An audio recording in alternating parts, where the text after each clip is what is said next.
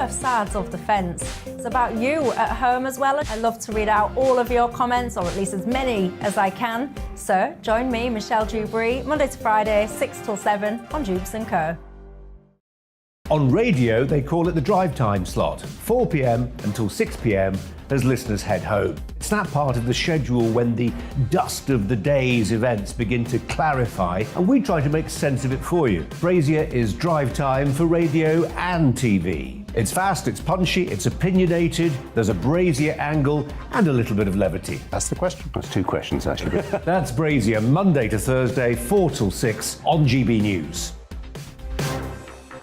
Hello, I'm Patrick Christie's. And I'm Mercy Moroki. Make sure that you join us Monday to Thursday, 10 a.m. until midday, right here on GB News for To The Point. We're not afraid to talk about the topics that matter to you or the big topics that always matter. We cover absolutely everything, from the breaking political stories of the day to law and order, what's going on in the channel. We're not afraid to hold people to account. We always make sure we include your views on our show. Indeed, if you're thinking it, you can guarantee that we're saying it. So make sure you join the conversation with us, 10 a.m. until midday, Monday to Thursday for To The Point on GB News. I'm Dan Wootton. Join me Monday to Thursday from 9 to 11 for the feistiest and most fun news debate on TV, where free speech reigns. I'll bring you a sharp take on the day's biggest stories, bombshell newsmaker interviews, and A-list guests. And I guarantee you, no spin, no bias, no censorship, and no reason to go to bed. That's Dan Wootton tonight, Monday to Thursdays from 9 on GB News.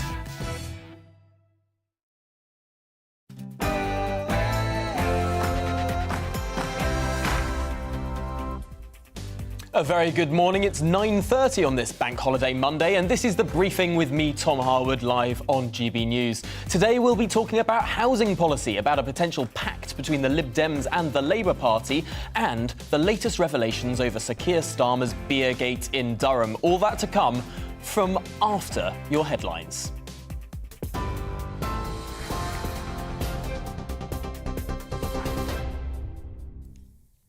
A very good morning. It's 9:34. I'm Rosie Wright, here to keep you up to date on GB News. Ukraine's President Zelensky says the first group of the 100 civilians evacuated from Mariupol's Azovstal steelworks, they'll arrive in a Ukrainian-held city today. Footage shows civilians emerging from the steel plant's rubble and being led to waiting coaches. One female evacuee said she and her baby had been waiting for around 2 months to be rescued.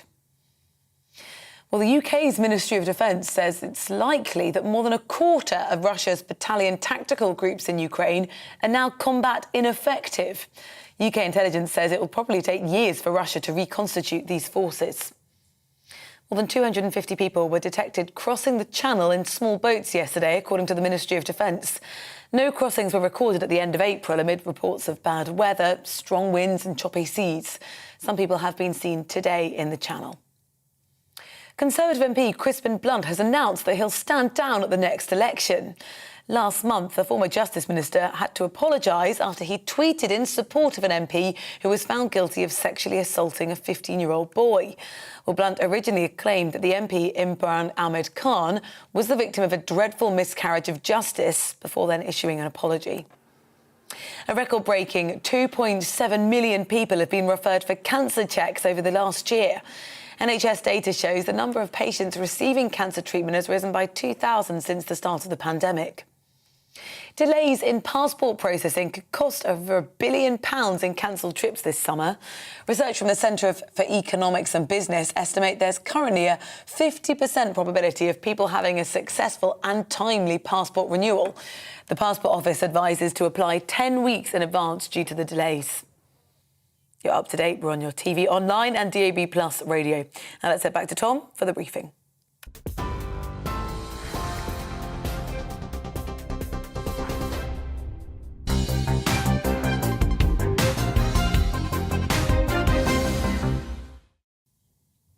Good morning, it's 9:36 and this is The Briefing with me, Tom Harwood, on your TV and your radio. Now first this morning, as the local elections are less than a week away, the Tories have claimed that the Labour Party and the Liberal Democrats have formed a pact ahead of those elections on Thursday. It's something I brought up on this programme last week. And on Saturday evening, Conservative Party chairman Oliver Dowden wrote to Sir Keir Starmer asking him to explain. Well, yesterday the Labour leader denied the claim, saying there is no pact, everybody knows there is no pact. Well, let's look at the data. In 2018, in the North East, Labour stood in 100% of wards and the Lib Dems stood in 78% of them. Well, this year, the same seats are being contested, but the Lib Dems are only standing in 55% of those wards, while Labour are standing in almost the same 99%. Well, let's look at the South West now, an area that the Lib Dems are traditionally stronger in, and it's the Labour Party that is standing in many fewer seats, down from 97% of them to 60% of them. Meanwhile, the Lib Dems are standing in almost as many as they stood before, 87%. What on earth is going on? Well, the Conservative Party think it's a formal pact. Could it be that these two parties have been talking to one another and are standing down in favour of whichever other one is able to beat the Tories? Well, let's talk through this now with Peter Edwards, the former editor of the Labour List news website, supportive but independent of the Labour Party. Welcome to the programme. First of all, does it really cut the mustard that the Labour leader is denying there's a pact? Looking at those numbers, where the Labour Party is standing down in areas that the Lib Dems are doing well in, and the Lib Dems are standing down in areas that the Labour Party has traditionally done well in, it does look a little bit fishy, doesn't it? No, not at all. And Tom, I've been doing a bit of research as well, so I've got a statistic for you. The number of candidates being stood across the whole of Britain: Labour, 5,300, Tories, 5,200. So there's no party fighting more seats across the whole country than the Labour Party. So that's the opposite of standing down. It's the Tories that are coming in second place. That's only in terms of candidates before the election has begun. That's looking at the national picture, of course, but when we look at the regional picture in this, because that appears to be this is GB what's News. happening. It's not Somerset News or Hartlepool News. No, certainly not. But these these regions make up the country. And of course, it is these specific regions that will be making the difference on Thursday. It is interesting that, taking the Southwest in particular, the Labour Party is not standing in as many seats, but they're standing in potentially more elsewhere. Maybe they're standing in more in London, in their areas that they traditionally do better in. And in the North East, the Lib Dems are standing down. Are you saying there's no link at all? No, I don't believe there is a link. But I'll tell you what, first of all, there is no pact. And as a Labour activist and as someone that's worked in Parliament, I think I'd agree with all my colleagues that you'd never have a pact with the Lib Dems because they've broken so many promises. And the reasons why Lib Dems do quite well in parliamentary by-elections is because they're tactical and they pivot depending on which way the wind is blowing. And we all know, without rehashing it, how many broken promises there were in the coalition. Nick Clegg, just to pick one, for example, no tuition fees rise. We all know how that ended. But no, more broadly, let's go to one other point, which is, I think, your concern, which is why in some areas Labour is standing fewer candidates. But remember, your point of comparison is 2018. So that was just after the first Jeremy Corbyn general election. Labour had more MPs, it had more members, it had more money. These days, unfortunately, because Jeremy Corbyn led Labour to a very bad defeat the second time around, Labour has fewer MPs and less money. It's right that you marshal your financial resources accordingly. That is an interesting and a valid point, I suppose, although there are differences in the regions there. It is true to say that the Labour Party has had dealings with the Liberal Democrats in the past. There are wide reports that only came out about 10 years after the 1997 election victory, of course, that we are celebrating or commemorating, or whatever word you want to use, an anniversary of that victory yesterday. There did seem to be some sort of pact in that year. Is it really beyond the realms of consideration that a lot of people who worked under the sort of Blairite vision of the Labour Party, who have now come back into working for Sir Keir Starmer, working in the leader of the opposition's office, might they not want to be bringing that back? Because it clearly did help the Labour Party into a historic victory in 97. No, you've been studying your history, but I'm afraid you've got the wrong conclusion. So in 1997, perhaps for younger viewers, younger than you and I, Labour won by an absolute landslide Tony Blair had a good personal relationship with the late Paddy Ashdown, who was a very articulate and I felt left-leaning person. He was also a war hero. Labour had a discussion with him in the mid-90s, and this is covered in some Labour cabinet ministers' memoirs. But then as Labour pulled ahead, and remember at some point, Tony Blair's opinion poll lead was about 28 percentage points before the general election. They realised there was no need to have any talks with the Lib Dems because Labour were on track for an historic victory. And you can see, obviously, basically in my lifetime, 40 years old, there's only been one parliament when the Lib Dems were relevant. Well, it's certainly a really interesting situation. We'll be following these local elections very closely. Of course, Britain goes to vote, not all of Britain, but most of Britain goes to vote on Thursday. Peter Edwards, thanks so much for joining us and talking through that issue with us this morning. Now, to briefly return to an event in Durham on the 30th of April 2021. Indoor socialising was, as we know, at the time against the rules. Sir Keir Starmer, Angela Rayner and Durham MP Mary Foy, reportedly 30 other individuals as well, were filmed drinking in Durham after a day's campaigning. New evidence has emerged that the group had ordered a sizable curry. A delivery driver from an Indian restaurant in Durham yesterday claimed that he dropped off, quote, quite a big order for the Labour team. Curiously, when questioned by the Daily Mail later, the driver changed his story to say that he could not remember. There's something odd about the details of this event, of this party. First, the denials that Angela Rayner was there, only for the Labour Party to then admit that she was there only once video evidence was then presented. And now the changed story of the curry delivery driver. Sir Keir Starmer once claimed that this was brief stopping for food before returning to work. Yet we now know that the beer and curry footage was taken at 10:04 p.m. on Friday night. Mail on Sunday commentator Dan Hodges, someone who's been very critical of the Prime Minister over Partygate too, perhaps set out what likely happened most clearly. He wrote this morning that it's clear what happened. They campaigned. They then had a curry and beer. Then they all went home, which is fine, just as giving Boris the cake was fine, but both technically were a breach of the rules, so Labour are now tying themselves in knots. And that's the nub of it.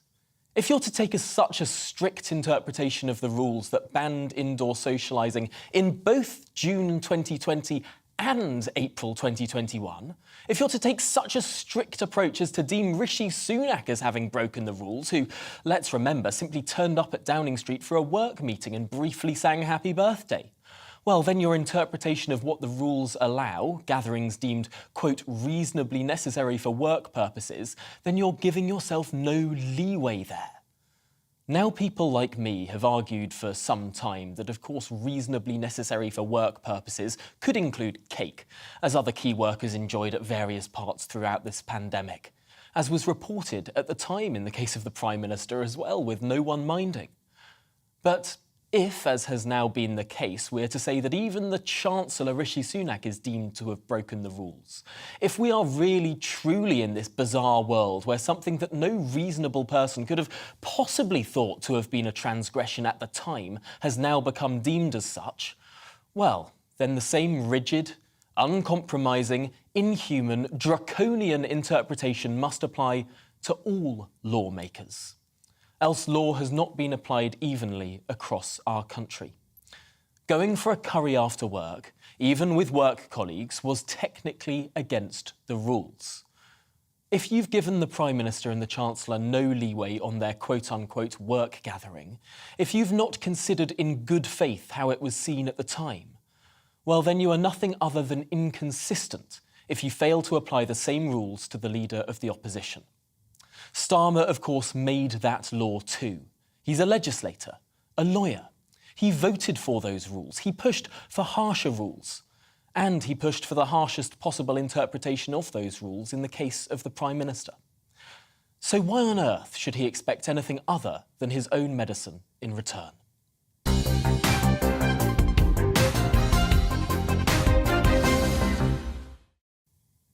Well, now let's talk about the Green Party, who've suggested that leaving NATO should be in the country's interests after the war in Ukraine. Well, Adrian Ramsey, leader of the Green Party, told Sky News that he didn't want to, quote, change structures in the middle of a conflict, but he believes that the UK should leave the military alliance, the defensive alliance, in the future. He added that across Europe, we are still sending €1 billion a day to Vladimir Putin's war machine from buying Russian oil, gas and coal, and we need to wean ourselves off this addiction, which, of course, the Greens want us to do. So, to some extent opposing Russia, but also opposing the Western democratic defensive alliance of NATO. Well, is leaving NATO a good idea? Joining me now is former NATO historian and ex-reserve officer Peter Chaddock-Adams. Welcome to the programme. It's quite the most extraordinary line to come out with just days before an election, the Green Party reaffirming their stance that we should leave NATO. What is the likely consequence of this? How widely is NATO considered in the British public? It's extraordinarily well considered. It's been our core defensive network. It's been the anchor of Britain's defence commitment, Britain's defence budget, ever since NATO came into being, and Britain was one of the founder members in 1949. And around the world, and particularly in the Western Defensive Alliance, Britain has always been looked to as one of the key leaders. And of course, we've played that role even today in Ukraine. So it's incredibly important that we remain part of it. We are, if you like, considered one of the wise old men at the top table of NATO. Would send shockwaves not just around Europe, but to Canada, to the United States, and right around the world, because that would be taken as Britain absolving itself of any kind of leadership in the modern world. And that would play against us in so many other spheres. Well, I suppose to some extent the Green Party may be arguing that Britain shouldn't be a leader when it comes to military or defence matters.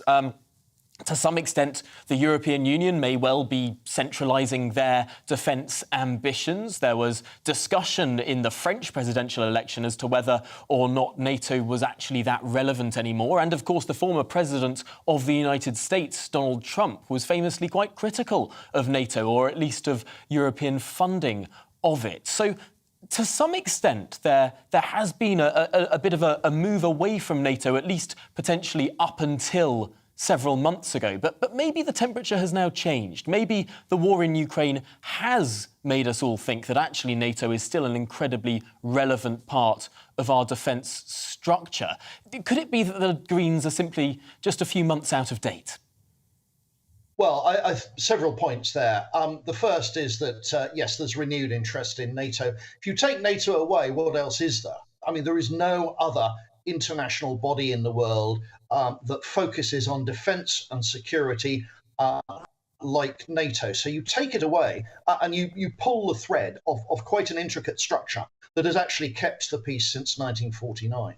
Now, Donald Trump's objections to NATO were based on the fact that America was paying the lion's share of the NATO budget, and the NATO partners, particularly Germany, weren't stepping up to the minimum 2% that they always had agreed that they would pay. So that was that. Emmanuel Macron's playing with the idea of NATO in a public debate in France was all connected with his election. And of course, his main opponent, Marine Le Pen, wanted to leave NATO. So in the course of his campaign, he wanted to seem to be ambiguous so he could get some of Le Pen's votes. And of course, now he's president, he's been re-elected, although there's other elections further down the line. He's already issued a notice to say that France will do more to send military and humanitarian aid to Ukraine. So this puts the Green Party right out there on their own. They're not relevant to anyone else's discussions from any other nation. And what they've done is they've said, well, what we want is peace. Well, fine, everybody wants that, but they're putting the cart before the horse, because their interpretation of NATO is that it's a warlike, aggressive organisation that is disturbing the peace. And we would say, or I would say, it's exactly the opposite. It's the one organisation we have in the world that has kept the peace, and were it not around, then the situation in Ukraine would be a lot worse, because there would be fewer nations feeding aid and military aid to Ukraine, and that would be piecemeal. It wouldn't be coordinated. Ukraine would have been overrun by now, and that would have been the fault of the rest of the Western world. Well, really interesting to look at all of these situations, particularly in the run-up to local elections. We seem to be talking about more foreign affairs than ever before, but really interesting stuff there. Peter Chaddock-Adams, thank you so much for joining us this morning on The Briefing. Now, finally today, millions of people across the UK could soon become homeowners. Boris Johnson told officials last night to develop the proposals to help Generation Rent. This is if private renters living in housing associations may be given the right to purchase, the right to buy for people in housing associations. Well, would this actually be of any help at all? Joining me now is Freddie Poser, Head of Social Media from Priced Out UK. Freddie, welcome to the programme. Right to buy, famous policy as it was in the 1980s with regard to council houses, was praised at the time, although criticised for the government not replacing the housing stock afterwards. The right to buy from housing associations, would it be much different? No, not particularly. This wouldn't help solve the housing crisis. The housing crisis is fundamentally one of supply. We need to find a world where we're building enough houses. Playing around with things like right to buy for housing associations will simply mean that there's less social and affordable rent properties available in 5 years, assuming we don't build them. If we see that we're going to replace these in a 1-to-1 or preferably even higher ratio, that would be fine. But frankly, this is a distraction from what we really need to do to solve the housing crisis in this country. Which I suppose is a fairly obvious issue of supply and demand. Either we radically reduce the population of the United Kingdom, which I'm not sure anyone is proposing, or we build more houses. I do want to bring up another story that has appeared in the pages of The Times today, which is 100,000 homes, a ban on building that could affect 100,000 homes in this country. Freddie Poser, what on earth is going on? Well, so this is a story from Natural England, which is a sort of quasi-government regulator that has decided, seemingly without consultation, without talking to the affected areas like the Tees Valley, that they are going to impose higher, much stricter regulations on what you can and can't do, and what you basically have to prove that your development won't harm local rivers to a really high standard.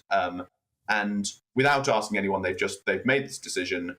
And it really is a disaster for UK home building if it stays like this. Michael Gove really needs to look at this with some urgency, because this, some of the reports are that this could massively reduce house building over the next 2 years, and we simply don't have the time for that. Is it your opinion that Michael Gove is someone who would be willing to listen to the sort of pro-home building side of this, that this clearly does seem like a massive overreach from Natural England? Do you have confidence that the Housing Secretary might overturn this?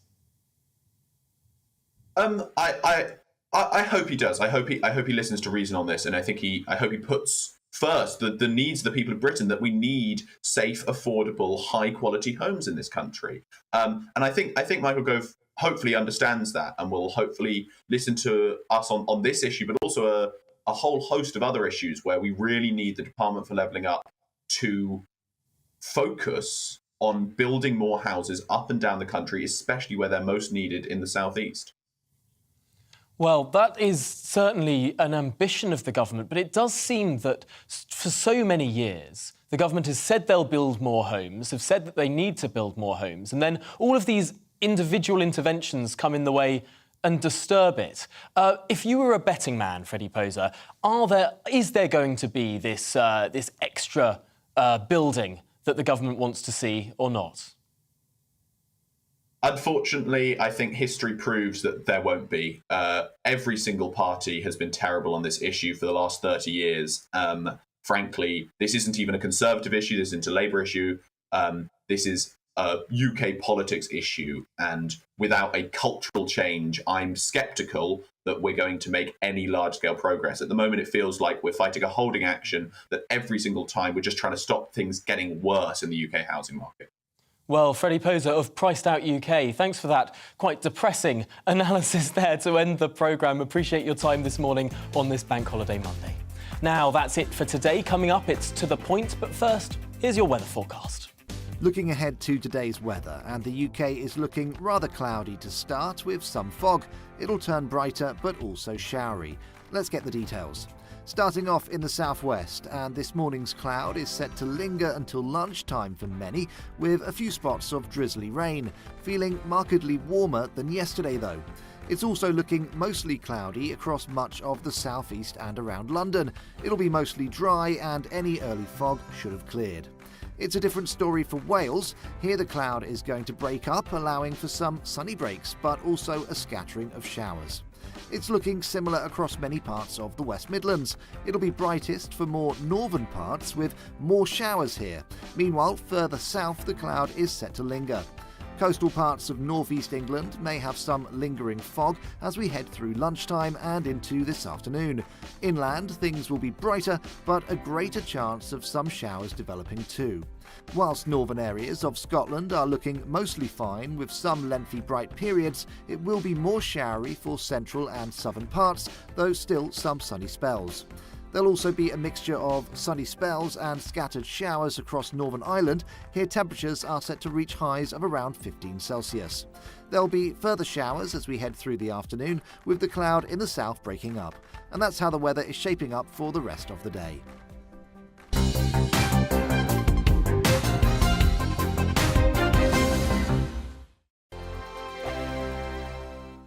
Hello, I'm Michelle Dewberry, and you can join me every weekday 6 till 7 on Jubes & Kerr. Me and my panel will get stuck right into the day's events, and I can